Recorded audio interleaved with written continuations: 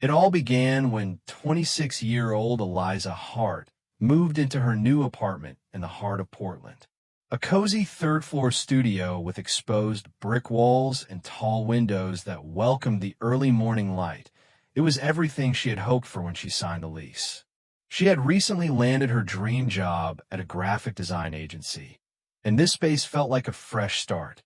But she couldn't shake the strange feeling that crept over her every night. Eliza had always been a light sleeper, prone to waking up at the slightest sound. But lately, she'd been waking up feeling like she hadn't slept at all. She'd wake up drenched in sweat, her heart racing, sometimes with vague fragments of a nightmare she couldn't recall. Other times, she'd jolt awake in the dead of night with the feeling that someone had just left the room. At first, she chalked it up to stress. A new job, a new place, anyone would be a little on edge. But when the feeling didn't go away and instead began to intensify, she knew something was off. Then came the sleep paralysis. She had never experienced it before. One night, she awoke, unable to move. Her eyes fluttered open and she could see the ceiling above her, but her body was frozen. Her chest felt heavy, like someone was pressing down on it. She tried to scream, to cry out, but no sound came. In the corner of her room, she thought she saw something, a shadow, unmoving, tall, and narrow. When the paralysis lifted, she gasped for breath and sat up in bed, heart pounding like a drum. It was just a dream, she told herself, just a hallucination, but she knew better.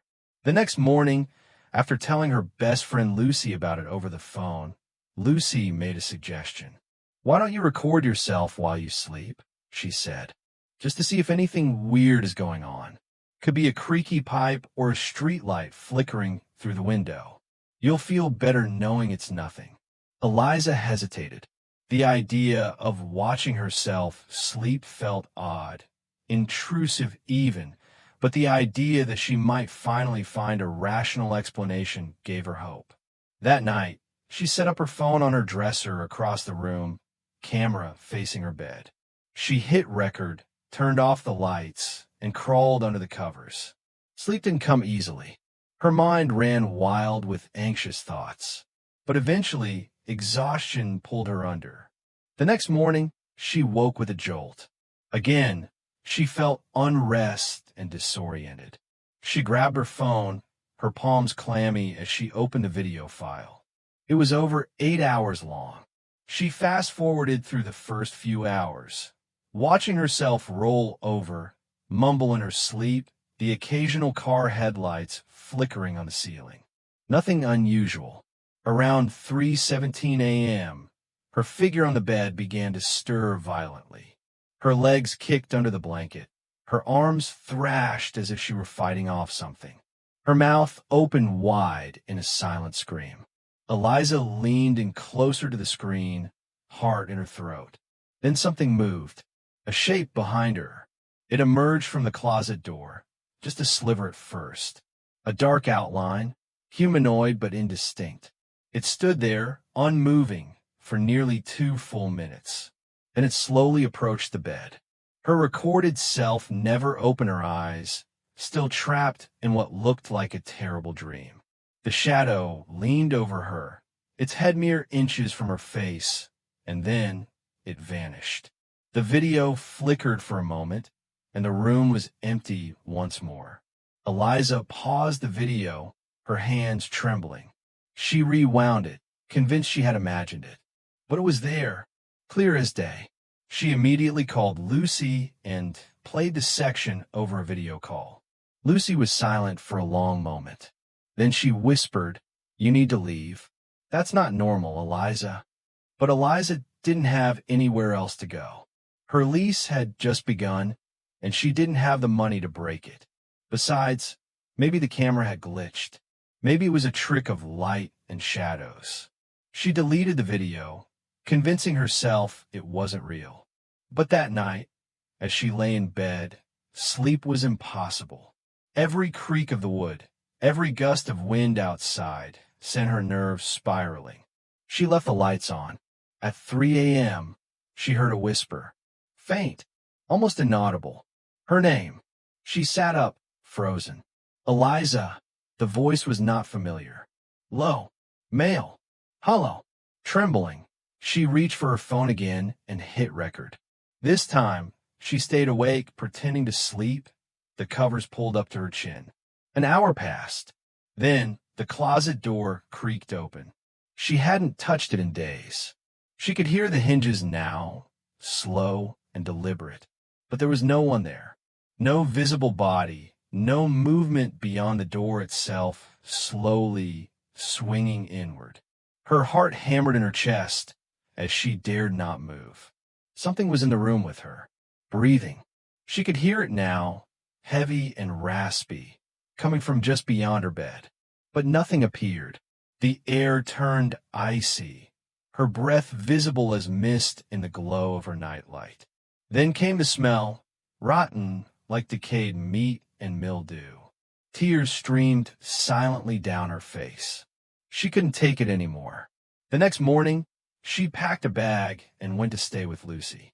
She showed her the new video, which now also had faint whispers captured. Come home, it said. You belong here. They contacted the building management. Eliza demanded to know the history of the apartment. The manager was hesitant, but finally revealed that 5 years ago, a tenant had died there, an older man who had become reclusive and paranoid. He was found after weeks, the room filled with strange symbols and journals filled with rants about being watched. He thought something lived in the walls, the manager said. Of course, it was just a mental breakdown. That's what we were told. Eliza wasn't convinced. She and Lucy researched everything they could find about the building. It turned out several residents had reported similar experiences over the years. Strange dreams, missing items, the feeling of being watched. One woman claimed to have seen a shadow standing over her bed and moved out the next day. Eliza was determined to get answers. She returned to the apartment one final time with Lucy, bringing a motion-detecting camera, a digital recorder, and a psychic Lucy had contacted through a friend. The psychic, an older woman named May, walked through the space slowly, her brow furrowed. She stood by the closet and placed a hand on the frame. There's something here, she said quietly. Something very old, not human. Eliza's blood ran cold. It watches. It feeds on fear. It attaches itself to those who acknowledge it. May set up a protective circle of salt and lit incense. They left the camera rolling overnight while they stayed at Lucy's. The next day, they reviewed the footage. Around 3:15 a.m., the camera began to shake slightly. Then a voice spoke clearly. She is mine. The closet door burst open, and then something stepped out. It was not just a shadow. It had form now. Tall, thin, eyes that glowed faintly like burning embers. Its head turned to face the camera, and then the video cut to static. The next frame was hours later. The room was as it had been. Silent. Empty. May refused to return. It's an entity, she said. Not a ghost. Not a spirit. It was never alive. It lives in the space between dreams and waking.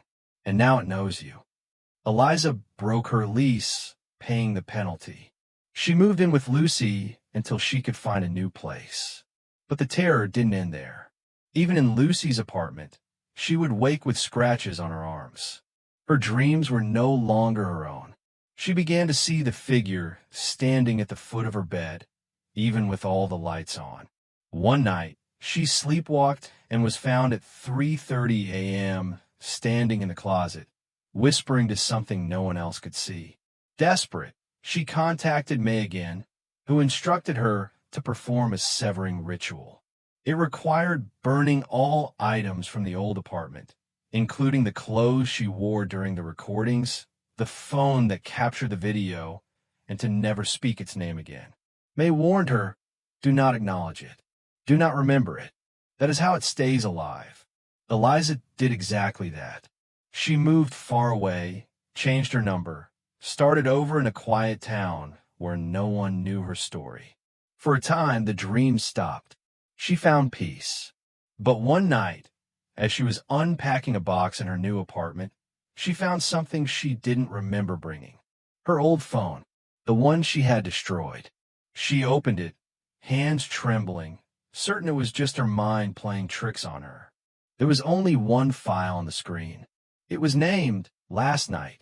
With shaking fingers, she pressed play. The screen was black at first. Then, slowly, a face emerged from the darkness. Pale, smiling, eyes like coals, and the voice, familiar and cold, whispered, "Found you." Eliza dropped the phone and screamed. Somewhere in the walls of her new home, something stirred. Something had followed her,